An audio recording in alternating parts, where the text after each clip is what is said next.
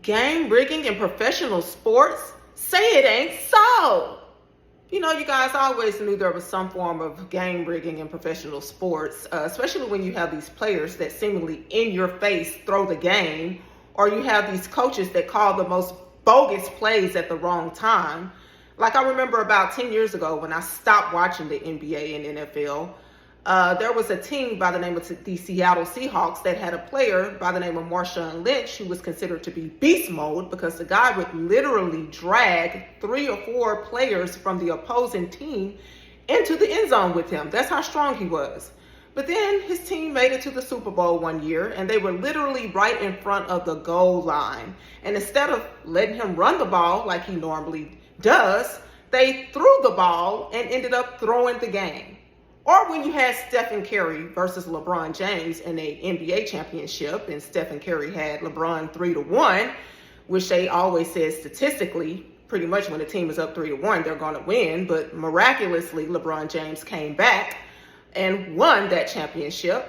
And I think that was around the same year that you had Cam Newton, who was playing for the Carolina Panthers, who had almost a perfect season, but made it to the Super Bowl and played like he didn't know where the hell he was.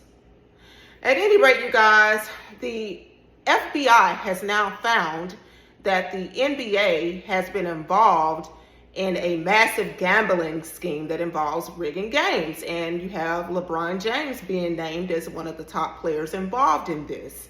I wonder if that's why he never really was much of a clutch player. At any rate, this is nothing new. I'm wondering why the FBI is really taking time on this when you have members of Congress that have become I say billion, probably are billionaires, but at least millionaires off of taxpayer dollars on like a $200,000 salary. Also, I wonder if the FBI can let us know why the rooftop in Butler, Pennsylvania was cleaned practically almost the same or the next day after the assassination attempt on Trump's life last year. Or why is it that the place where Charlie Kirk was assassinated, why was that area paved over pretty much the next day? That's what I would like to know from the FBI, along with when will they release the Epstein files? Those are much more important things that we want to know.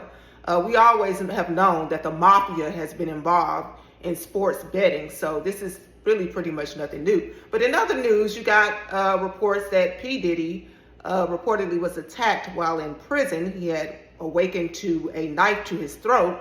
So there's just so much stuff going on, guys. I wouldn't be surprised if they didn't tell us next that the cow actually jumped over the moon.